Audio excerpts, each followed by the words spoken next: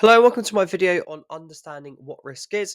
My name is Aaron Hughes, and I've been working in the field of enterprise risk management and business continuity for about 6 years now, across a variety of different roles, such as risk managing, risk business partnering, and also some risk and business continuity consulting.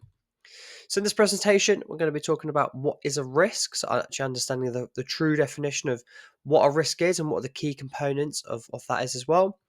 The difference between a risk and an issue, a common question I get with a lot of clients. The upside and downside of risk. So, risk is often only viewed as something that bad that could happen, but actually, it can be a good thing as well. Then I'll be talking about the different types of risks that you can have in an organization. So, risks can show themselves in many different shapes and sizes and colors. And then I'll be talking about how you can actually describe a risk. So, how do you put the risk onto paper? What are the key components of a risk? So, what is a risk? So, what I've done is I've put together a couple of definitions.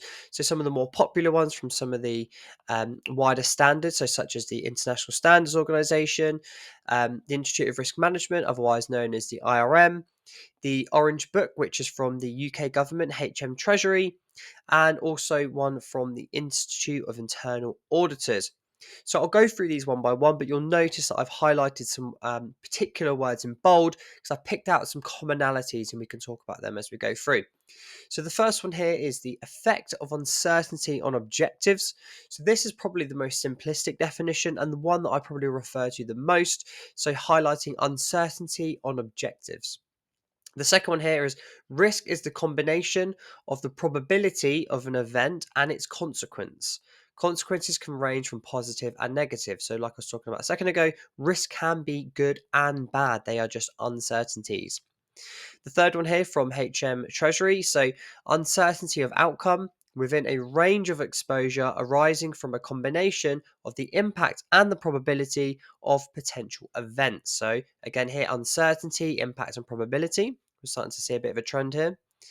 And then the last one here from the Institute of Internal Auditors, the uncertainty of an event occurring that could have an impact on the achievement of the objectives.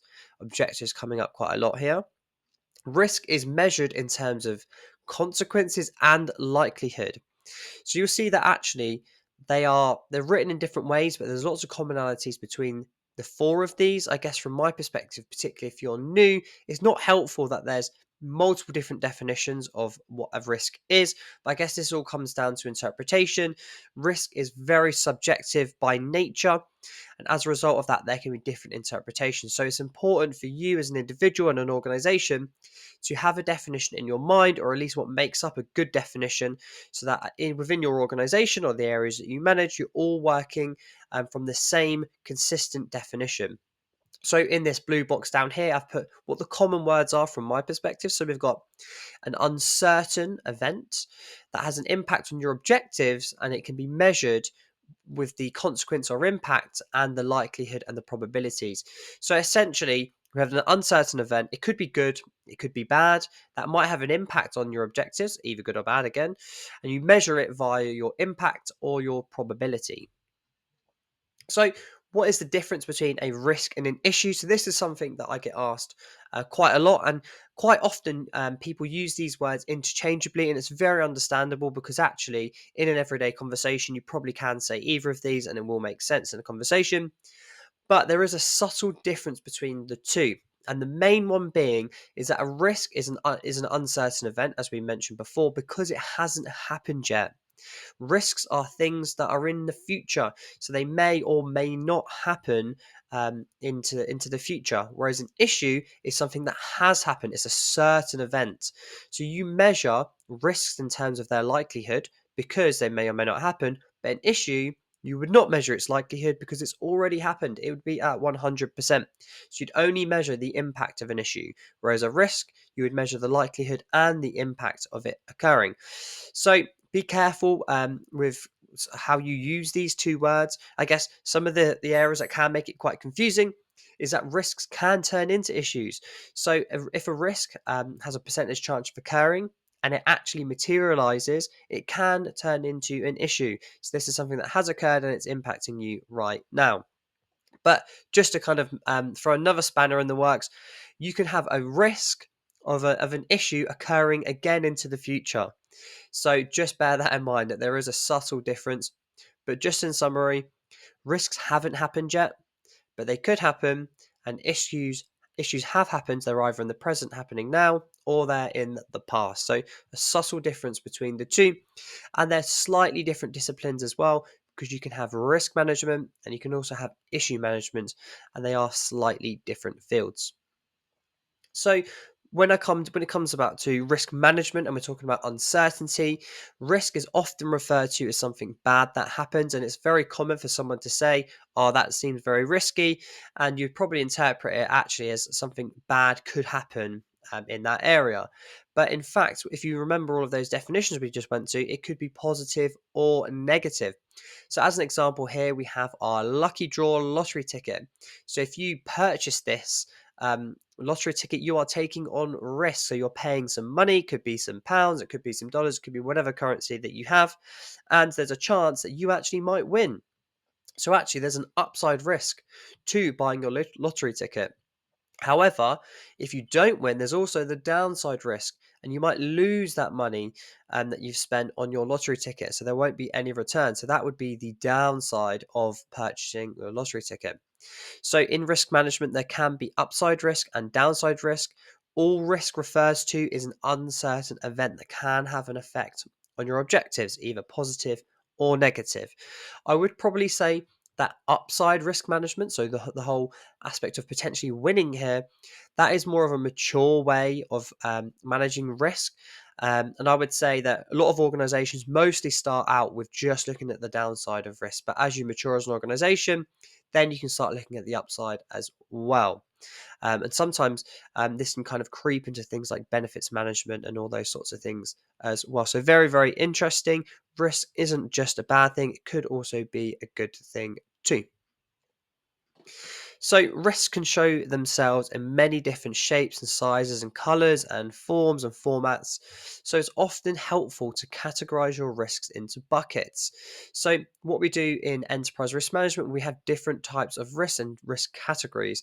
So, when it comes to risk management and we look at our objectives, we need to think about the full breadth of our remit within our organization.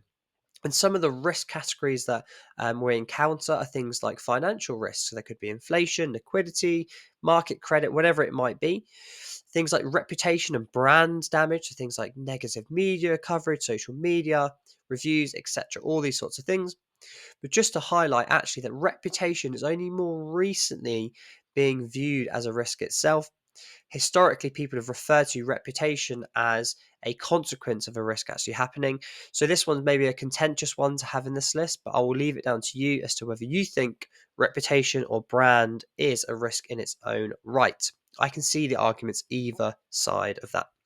Things like reputational and legal, so things like non-compliance, regulatory changes, things like that, fraud and corruption, communication, miscommunication, lack of transparency, etc. So, as you can see, there's a whole host of different types of risks that an organization can face. And in the world of enterprise risk management, we're trying to look at the full breadth.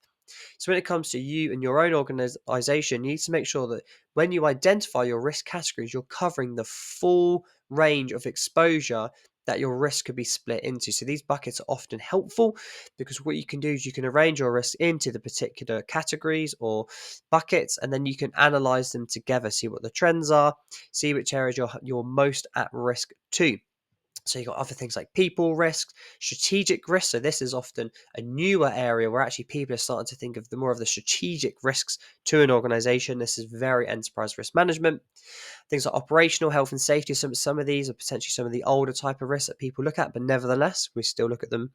However, health and safety does have its own field of risk management too, but just to kind of point that out, things like facilities and project and program management.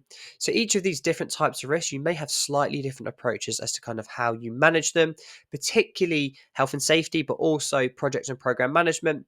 It may be actually that there's different ways to manage these projects and programs. Often are very fast paced and they change quite quickly. So quite often when I'm advising people on project and program management risk, they probably have a lighter version of risk management, kind of less admin burden, and things would probably progress a bit quicker. But I'll make another video about project and program management risk in the future. So, what are the key components of a risk? So, how do you actually describe a risk? So, from my perspective, there are three key elements when it comes to describing a risk. You've got the cause of the risk. So, this is the underlying reason or trigger for the risk. Could be internal or external. And then what this does, this leads to your risk event itself. So, this could be the purchasing of your lottery ticket. So, this is essentially the incident or situation that triggers the consequences. And that brings us on to this one. So, consequences. So, this is the outcome or the impact that results from the risk event. It can be positive or negative, as we mentioned before, and obviously focusing on the organization's objectives.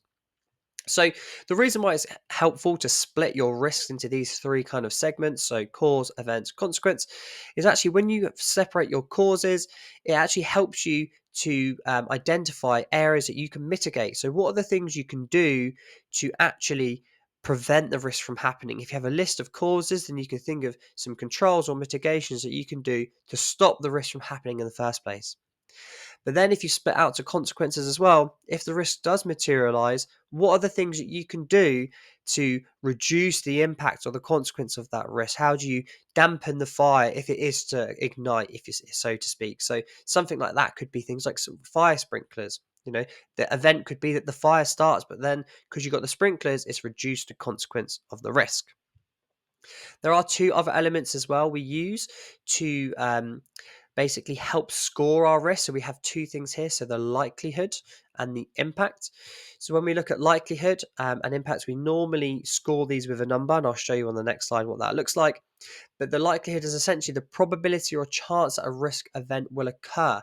And this can be expressed qualitatively or quantitatively. So either percentage or something like that. So it could be percentage of chance of the risk occurring over the next year, whatever you want it to be, as long as you score them all the same. And then the impact, this refers to the extent or severity of the consequence if a risk is to occur. And the reason why we measure these essentially so we can put a number on them and we can compare and contrast our risks together. So looking at our risk scoring then, so we've got our likelihood. We would normally have something like this, which is almost like our matrix, and we would have a score from 1 to 5.